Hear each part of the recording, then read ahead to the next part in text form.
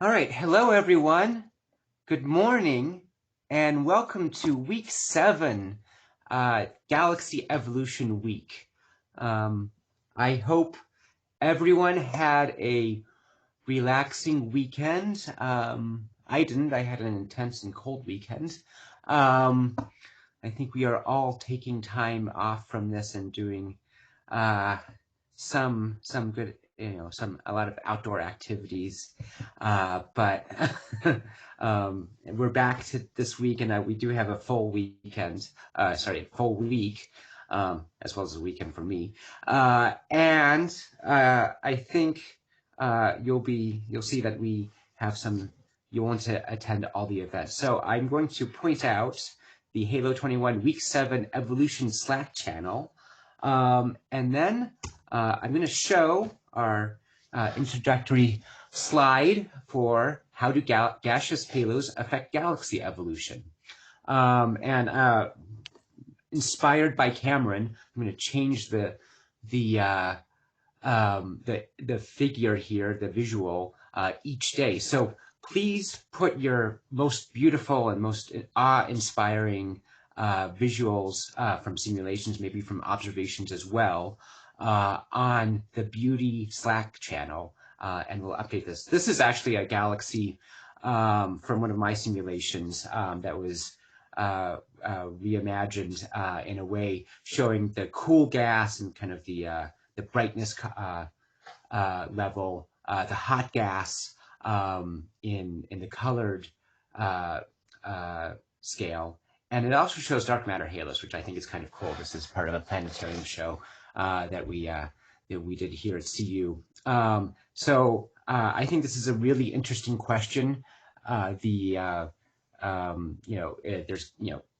galaxies is a huge field, of course, but to have a galaxy, you need a gaseous component, a gaseous halo, and that comes first. So I like the order of the question. How do gaseous halos affect galaxy evolution? Because galaxies need gas to form, of course. We all know that, but we will really address that this week.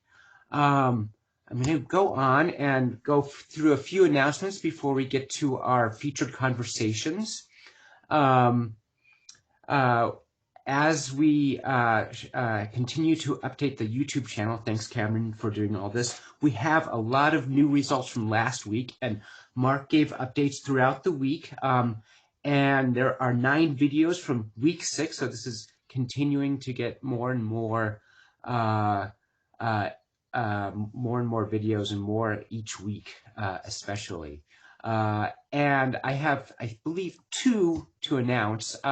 One from Natalie Nicole Sanchez on showing some nice movies, actually showing the genetically modified simulations that she has worked on, and it's very nice work.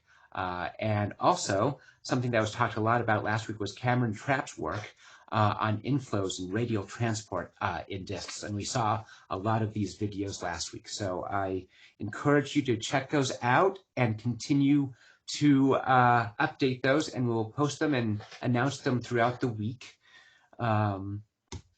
And I will also advertise our On the Market YouTube channel, sub-channel on there, and there are 3 videos on there as well that have been announced. Okay, I'm going to keep on going through announcements and trying to get to our featured conversations this week. So this week we have 2, and we have Nick Battaglia and Daisuke Nagai talking about Sunyaev-Zeldovich CGM, and they actually had an after party last week. So I will let them talk about their plans and if they plan to do an after party this week. And also we have the continuing ongoing conversation, which is featured this week, of Halo 21 Quenching, the role of gaseous halos. And that's led by Joe, Burchett, and also Daisuke. And we will let them decide how to talk about their after, schedule their after parties. I believe they have one for Quenching scheduled for tomorrow. So we'll get to that in a little bit. But before we do that, and of course, we have a lot of events today, this week. Yes, we have our keynote speaker, Professor Crystal Martin, talking tomorrow. She's a local for KITP, and she will give keynote number 1 with a panel that we carefully assembled with Nicholas Boucher, Xiaowen Chen, Stephanie Ho, and Zach Haffen. I reversed those last 2 names. I don't know the alphabet, but that's okay. And then on Wednesday, we have 4 tutorials. So it'll be very active. I suggest you somehow watch all of them. We'll have the usual breakout sessions. I've ordered them in a way that, interests kind of are parallel. And I think this works for everyone. And if you miss one, if you go to a breakout room, you can go back and watch the recordings of the session that you missed. So we have Annalisa Pilipich talking about the effects of environment on the evolution of satellites, something we haven't talked much about, but is very relevant for this week. Chris Hauk will give a tutorial on the observational constraints on CGM cloud sizes. Jonathan Davis, spelled Davies, pronounced Davis. I'm a collaborator, a close collaborator. I learned that late to the party. He will talk about baryon clearing, how halos are cleared of baryons. And I think there's a black hole link there for sure. And Fari Zahedi will talk about element abundance ratios in the CGM and how you can determine them. So all very relevant talk tutorials this week. Then Thursday, we have our keynote by Professor Greg Bryan, who will talk about more from a simulation and theoretical standpoint, how gaseous halos affect galaxy evolution. And this is another great panel with our co-organizer Cameron Hummels, Dylan Nelson, Mary Putman, and we got Xijing Shen to join us. She wanted to join us more, but it's late where she is. So I'm glad that she will participate in our program this week. Okay, and then on Thursday, later in the day, we have a social event, another round of Jet City Trivia. Thanks, Jess, for finding this. This is great. It's a little bit early, and I encourage you to think of it as an early happy hour this week. And we will have some new categories. I was pushing for an international flair, and I think this will be an intense week. A lot of after parties, a lot of activities. So I'm going to declare Friday to be Casual Friday, and maybe we'll have a theme, and you can discuss that on Halo 21. I was inspired by Freka Vandervoort's dressing up and wearing a hat last week, so maybe it'll be hats on Friday. So I'm going to take it easy as a moderator on Friday and maybe make it a more informal Friday or more easy flowing Friday.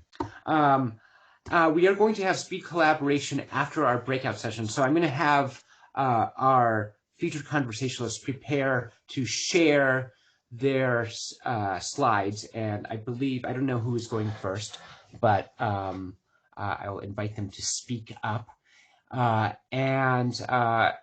As usual, we will have these, guidelines for our speed collaboration. So let me see what time it is. It's about 8:16. If we are we ready for one of the featured conversations? Yeah, I think Daisuke has a conflict in about 15 minutes, so we should probably go first. Yes, that's why I rushed through it. Great, thank you. Okay.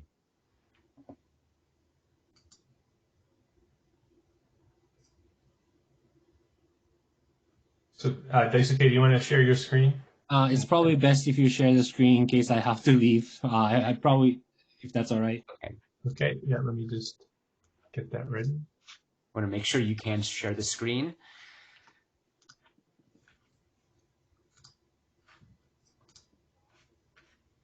All right. You guys see my screen? Great. I'll let you go ahead and take over. Here's the play. Right. So Daisuke and I are the featured conversationalists, as Ben called us, for the Halo 21 SZ CGM extended atmospheres discussion this week. So what I thought I'd do was just spend at least 2 minutes introducing the SZ, just for those who aren't familiar, and then we'll go into some of the conversations that we've had already. As Ben mentioned, we had a after party last week that Daisuke arranged, and then Daisuke is going to, if we get there in time, which we should, he's going to outline sort of the questions we want to discuss this week on the Slack channel, as well as in the after party. Right, so we do have a Slack channel. It's been there since almost the first week, I believe. And there we've been discussing various things related to the SZ. For those who don't know what the Sunyaev-Zeldovich effect is, well, there's several Sunyaev-Zeldovich effects. And what it is we're using the CMB as a backlight. And so as the CMB photons come towards us, right, they interact with free electrons along their journey to us. And some of the ways they interact, well, there's one effect where some CMB photons inverse Compton upscatter off hot free electrons. That's called the thermal Sunyaev-Zeldovich effect. That's the more, I guess, familiar SZ effect. It was detected way back in the 80s. And that's the amplitude of that effect is proportional to the line of sight electron pressure, which can also be interpreted as the integrated thermal pressure along the line of sight, which can also then turn into the thermal energy. Then there's the kinematic or kinetic SZ effect, and this is the fact that free electrons have a peculiar velocity with respect to the CMB, so they act like a moving mirror, and that gives the CMB a Doppler boost, right? So this looks, everybody's familiar with the Doppler effect, so if the free electrons happen to be moving towards us, that's a blue shift. If they're moving away from us, that's a red shift, and that's a slight change in the CMB temperature. So these two combined effects, right, we have line of sight pressure, line of sight momentum. If you're able to split apart the momentum and have some estimator for the velocity of those electrons, then you have a measurement of the pressure and you have a measurement of the density. Therefore, you have full thermodynamic information on these systems. What's really neat is one, the kinetic SZ looks identical, at least the first order, to the cosmic microwave background. So it just looks like a black body with a slightly different temperature. And the thermal SZ actually has this unique spectral distortion where you have a deficit of photons at low energy and an excess at high energy. Okay, and this shape right here is unique to the thermal SZ. So if you measure your CMB in various different bands, which we do, you can in principle separate out this particular thermal SZ signal from the other signals, like dust, like the CMB, like radio galaxies. So this is what we're doing. These effects are particularly small. We have measured individual thermal and kinetic SZ effects in galaxy clusters, but if you go down to sort of the massive galaxies to just regular galaxy scales, you tend to have to stack or cross-correlate to pull out these signals, as they are, you know, at least several orders of magnitude smaller than the fluctuations in the cosmic microwave background. And these are extended. What's really nice about the SZ is that you're not really sent, well, it's a pro and a con, right? In principle, you really want to get down in there and measure the thermodynamic properties inside the galaxies. And that you, in principle, can do with local galaxies, or if we have really, really large telescopes. But we're really diffraction limited here. So at least with the current ground-based experiments, we have about a resolution of 1 arc minute. But we can probe all the way out to several virial radii. So we can measure basically the transition of the IGM to the CGM, which is really nice in both density and pressure. So just to give you an idea, that's why we're calling it extended atmospheres, right? Where, you know, here's a galaxy over here, and it's at the very, very center, also potentially has some dust in it. But you can see we measured the thermal SZ well beyond where the extent of the stars in the galaxies. So we had a discussion last week. I'll let Daisuke mention this a little bit more. And there were several recent results that people presented on both the kinetic and thermal SZ. We also had some talks about some theoretical modeling, the various models people have, and as well as inferring properties of turbulence from the thermal SZ. So if you can measure the pressure fluctuations, you can infer something about the turbulence in the CGM, which is really cool. And people have done this for the intercluster medium. So these are all there. There's a video that Daisuke posted on the Slack channel. So you can all go, if you missed it, you can go watch the video and watch some of the discussion. As well as the slides are linked actually to this slide deck. So if once Daisuke and I are done talking, if you just continue on down on the slide deck, you can see all the slides from that after party we had last week. So with that, I'm going to pass it off to Daisuke, who's going to tell us about what we want to talk about this week. Great. Thank you, Nick. So we'll follow up on the conversations that we started as a part of the kickoff after party last week. We're going to have a second one on tomorrow. It says 18th, but it should be corrected to 23rd at 11:30 a.m. to 12:30 p.m. on in the Pacific time, 2:30 to 3:30 on Eastern time.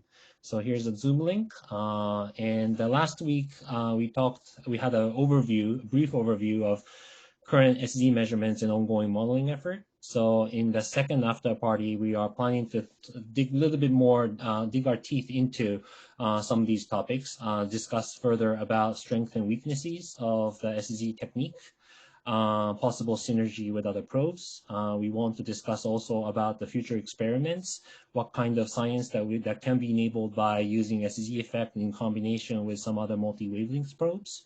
We also want to start discussing more about how to make a specific forecast for different surveys, different techniques, and some of the improvements in theoretical and computational modeling that needs to be done in order to develop the science case.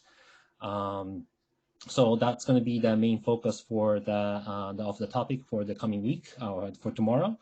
And there are a number of typos. Instead of 11 to 12, I will correct this 11:30 to 12:30 tomorrow. Okay. Can we go to the next slide, please? So here are some of the questions and issues that we plan to discuss at the after party tomorrow. This is similar and analogous, and is in part motivated by our conversations for the future observations that's coming up in the following week. So last Friday, we talked a little bit about what are some of the questions that we would like to address and discuss in order to define the science case that could be enabled with future survey. What are some of the parameters like mass, redshift, and radial range that are probed by different techniques and surveys.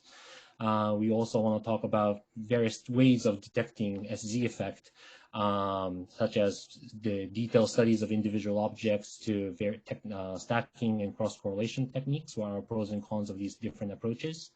In the process, we talked about a number of systematic uncertainty facing SZ measurements. Some of which has to do with how to do component separation. There are multiple sources in microwave sky that needs to be separated and distinguished using multi-frequency observations. So how well can we actually do that? We need to think about how to do forward modeling, and things like dusty star-forming galaxies are extremely bright, and therefore there are the potential contaminants for many of the technique of the SZ probe constraints that we are expecting to get in the coming years. So we would want to discuss how to mitigate those systematic uncertainties. With those future SZ measurements, forthcoming SZ measurements, we would then want to think also about some of the sciences that can be enabled by those measurements. And here are the list of things that we've discussed so far about CGM measurements and what kind of constraints that we might be able to obtain using SZ effect. And of course, how we can actually combine SZ effect with other wavelengths, and what are some of the sweet spots in terms of halo mass, redshift range, and radial range that can be enabled by combining SZ effect with other probes. We would also then want to discuss about the theoretical challenges and also simulation that are needed in order to refine the predictions. And also think about the simple and possibly uber CGM model that can be used to interpret multi-wavelengths observation as well as making forecasts for the future surveys. So there's and then last but not least, we would then want to think about whether we actually need new instruments such as high resolution SZ spatial spectral imaging capabilities with large field of view such as CMB-HD, ATLAS. These are proposed missions that are under consideration for future ground-based telescopes.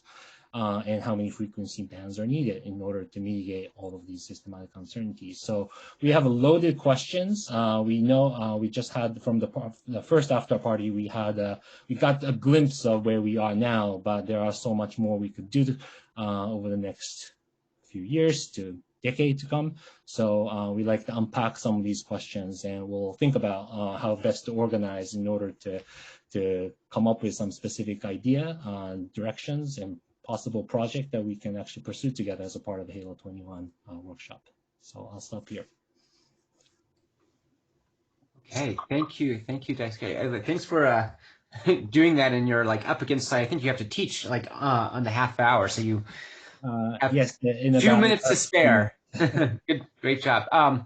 And I believe you're involved with Joe in the next after party. So I am going to turn it over. I think Joe is going to talk now, and I think we are going to have two concurrent two consecutive after parties tomorrow, and Joe will confirm or deny that rumor. Yeah, and hopefully you can see my first slide here. Hello? Whoa. Looks Yes. great. You're set. Good. Okay. Go for it, Joe. All right. So yeah, I'm here this morning to introduce our conversation group, Halo 21 Quenching. So this in the background here is a breathtaking image to me, an image of the Fornax cluster, which is very much not what you might visualize for the prototypical galaxy cluster. But I think Daisuke had this kind of environment in mind whenever we sort of conceived this this conversation group, and we did so with a subtext of galaxy quenching and massive halos and the cosmic web. So the Fornax cluster is very much a dynamic environment that is in an active state of evolution, far from things are far from being over in terms of the impact this environment is having on the galaxies within. So you see lots of star-forming galaxies in this cluster, in addition to the more red and dead population that you might find dominating more massive clusters. And so, however, a point that I think we've sort of refined our mission statement a little bit, and I'll come back to this in a bit, but if we could refine, so what do we mean in massive halos? And so this is, I would say halo masses, post-halo mass ranges greater than 10 to the 12 solar masses. So this includes the environments of Milky Way type galaxies and the dwarf population in our local group, through galaxy groups and all the way to galaxy clusters. So what do gaseous halos have to do with all of this? So this is maybe something that looks a little bit more like the prototypical galaxy cluster, being completely dominated by quenched, red and dead galaxies. And so really, in terms of the galaxy evolution that's going on within this environment, the circumgalactic medium very much is the point of contact, mediating environmental impacts on galaxies. And so I just show here, this is the H1 covering fraction around the CGM of individual galaxies within various environments. So from purple to green to red, we're moving from field galaxies into group environments and then into cluster environments. And we see a clear suppression in the CGM H1 contents of galaxies as we move into denser and denser environments. So perhaps this is an important piece of the puzzle in terms of drawing the connection physically between galaxies, their evolution, and their environment. So, we want to bear in mind that within this, as Nick and Daisuke just nicely illustrated, that the hot atmospheres around galaxies, around galaxy clusters. So this is presumably filled with a very hot intra-cluster medium. And then what I'm kind of plotting here would be the gaseous contents of halos surrounding each of the galaxies within the galaxy cluster. So I think this is potentially an important mechanism that we would like to know more about, and we are sort of in early days trying to understand this relationship. And we're really, I think, what led to us refining our mass regime, where we want to think about environmental effects and quenching in halos, comes from this work that Mary Putman showed earlier on in the workshop, and also at one of our two after parties we've had. So this is showing that as a satellite galaxy's location within the local group is very much correlated with whether or not the galaxy has a gas supply remaining in it. So these are all non-detections. The open symbols here you see at small group-centric radius for the Milky Way satellites. And so some key questions that I think we've sort of decided on and are converging on pursuing in this group. How are gaseous halos and star formation related? So I've talked about destructive mechanisms, but there may very well be some constructive mechanisms too, as seen in this beautiful jellyfish galaxy here, where we see star formation occurring in this rim pressure stripped tail. What are the dominant quenching mechanisms? Now, this is likely to vary as a function of host halo mass. What's quenching galaxies in massive, say 10 to the 13 solar mass halo mass galaxies might be very different than what's happening in galaxy clusters.